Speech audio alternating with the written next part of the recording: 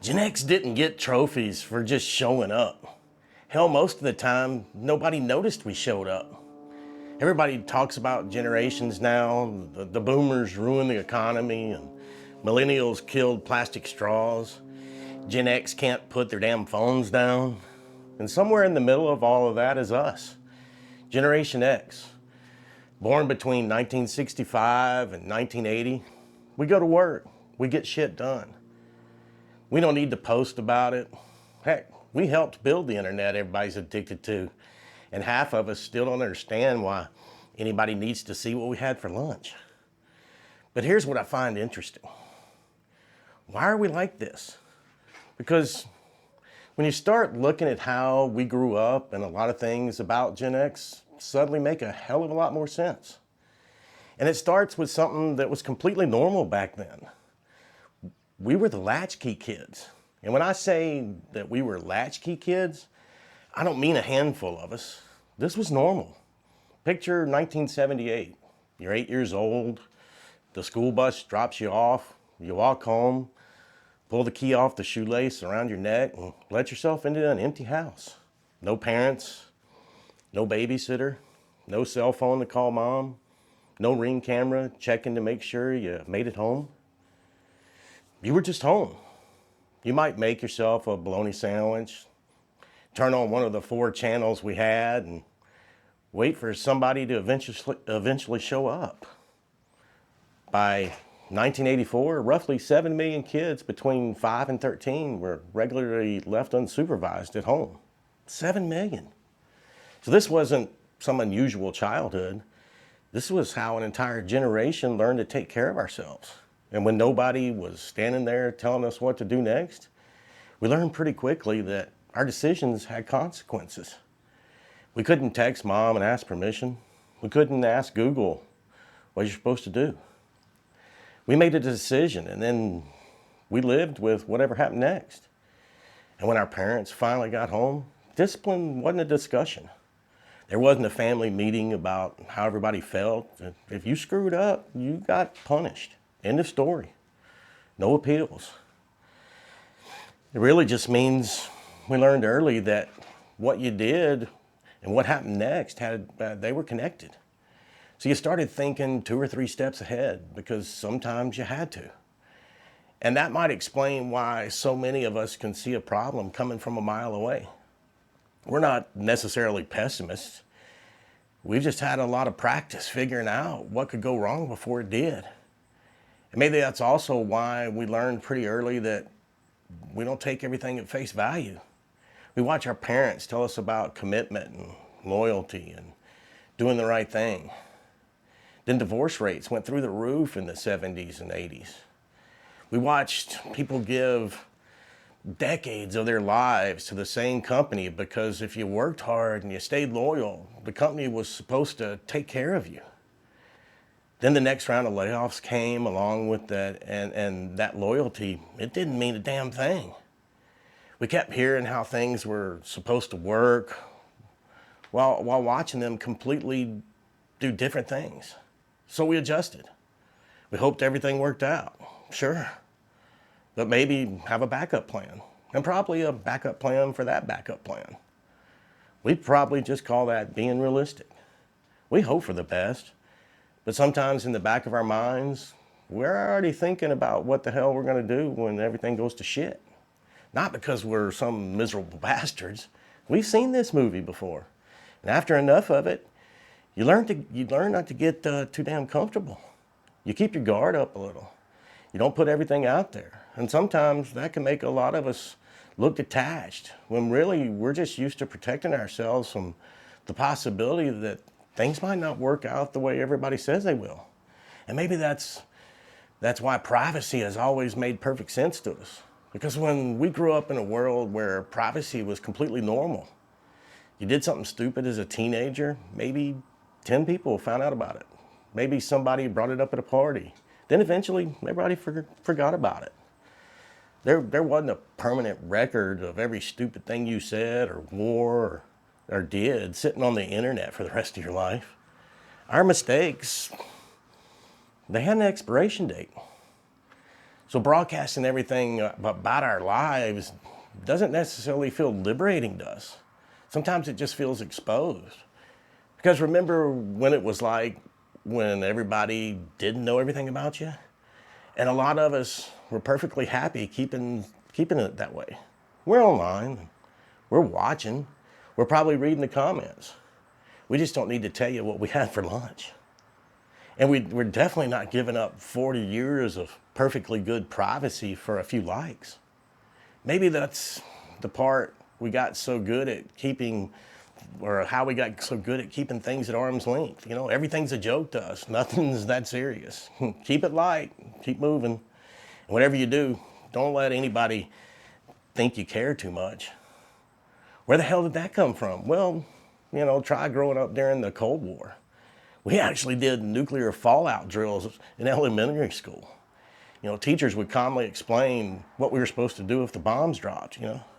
Get under your desk, put your head down, because apparently that little school desk was going to protect us from a nuclear bomb.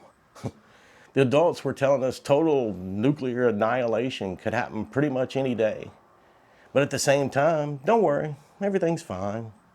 We grew up hearing two completely different messages at the same time. This could all end tomorrow. Now get back to class. After a while, you learn to laugh so much so you don't lose your damn mind. And you learn to keep a little distance from things, because getting too attached can feel like setting yourself up to get hurt. But despite all that, the instability, the mixed messages, learning to laugh things off, we also developed a pretty specific attitude toward work. We didn't talk about our work ethic, we just worked. Nobody was posting LinkedIn manifestos about hustle culture. A lot of us started with jobs that would seem almost prehistoric now. Paper routes at 5 in the morning, where a 12-year-old could be responsible for delivering newspapers to hundreds of houses, bagging groceries, working fast food, running a register where you had to calculate change in your head. Those weren't resume builders, they were just jobs. They were our introduction to adult responsibility, and people expected us to handle it. And at the same time, we were watching our parents get hammered by corporate America. So company loyalty became harder to believe in. But being good at what you did, that was something that you could control. You couldn't control whether the company you got or got bought or downsized or decided that your job didn't exist anymore. But you could make damn sure you knew what you were doing. You could be the person who could fix the problem, answer the question, or get it done. And if layoffs came around, you wanted to be the last person they could afford to lose. So a lot of us learned to make ourselves indispensable without making a big production of it. And there's a strange contradiction buried in all that independence. We've been figuring out on our own problems since we were kids. So if we need help, nah, I'm good. I'll figure it out. But if you need help, what do you need? No announcement, no post about what a good person we are. We just show up. And I think some of that comes from the friendships we formed growing up. When parents weren't always around, your friends became your people. You figured things out, got in trouble together. And when something went wrong, they were usually the people standing right there next to you. Those friendships became almost like family, because a lot of the time they had to. And that loyalty stuck. Maybe that's why we spend all day helping somebody else solve their problem while refusing to admit we might need help with our own. And that same childhood also gave us a pretty complicated relationship with authority. You know, we respect competence, not a title. If you know what you're doing and you earned your position and you can actually back it up, we'll follow you anywhere. But if you have a fancy title and you don't know your ass from a hole in the ground, well, that title, that's not going to impress us very much. Because we grew up watching people in charge make some pretty spectacular mistakes. You know, you look back at it and think, you have Watergate, Vietnam, Iran-Contra, the war on drugs. We wanted to, or we watched the first president in American history resign from office. So we learned pretty young that being in charge and knowing what the hell you're doing isn't necessarily the same thing. And it wasn't just politicians. We watched factories close, companies downsize. People who thought they had secure jobs suddenly didn't. Then we got old enough to enter the workforce ourselves, and that economy kept proving the same damn point. We got hammered more than once. The oldest of us graduated into a recession. Then came the dot-com crash, and by 2008, another part of Gen X was hitting its stride just in time to watch the economy fail again. Jobs disappeared, the housing market crashed, industries changed, and things that you were told were permanent just kept proving they weren't. So a lot of us stopped believing anything was. Every job could disappear, every company could change the rules, and having one paycheck suddenly didn't feel quite as safe as it used to. Not because we all, dreamed of becoming entrepreneurs. We just have seen enough to know that you probably shouldn't put all your eggs in one basket. And carrying that mindset for decades, it has a price. Because when you've spent most of your life expecting that something could go wrong, you get pretty damn good at handling it when it does. Crisis hits, we can handle it. Something goes sideways, we'll figure it out. That's what we've been doing since we were kids. But there's another side of that. When you're raised to handle things yourself, asking somebody else for help can feel a lot harder than it probably should be. Not because we don't have people to call on, we just don't like making that call. Somewhere along the way, asking for help started feeling a little too much like admitting we couldn't handle it ourselves. So we keep going, we deal with the stress, we figure out the problem. And sometimes we keep doing that long after we probably should have let somebody else in. That self-reliance can make us incredibly capable when everything goes to hell. But it can also make us pretty damn stubborn about admitting when we're the ones that need help. And figuring things out ourselves didn't stop with problems. It's how we learned almost everything. Before Google, finding an answer actually took some work.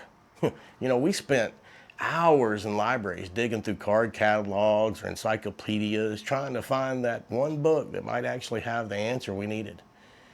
There wasn't no typing a question into a search bar and getting 10,000 answers in half a second. You had to go find it. And when it took that much effort to learn something, you tended to remember the damn thing. But a lot of what we learned never came from a book anyway.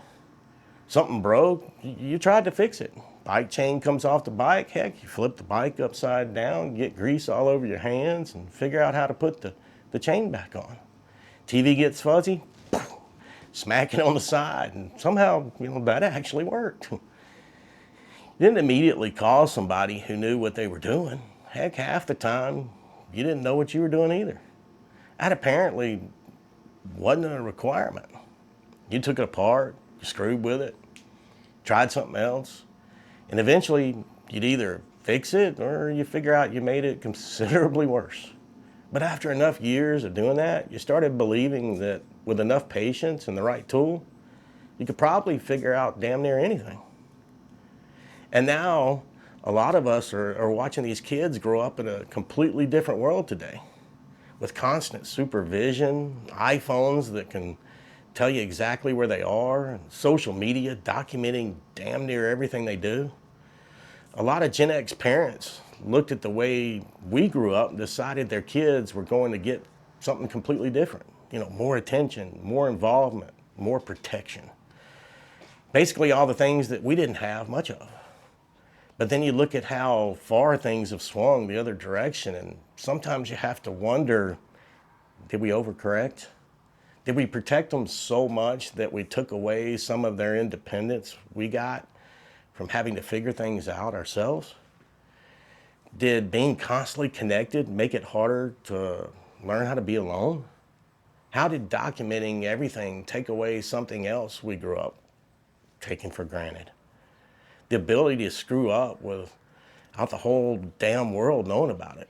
Because Gen X remembers what it was like to be bored, to be alone in your thoughts, to have the problem and not immediately have the answer sitting in your pocket. We remember the world before everything was connected and documented and available instantly. And then we watched the world disappear while the new ones showed up around us. And I'm not saying that made us better than anybody else. It just made us different.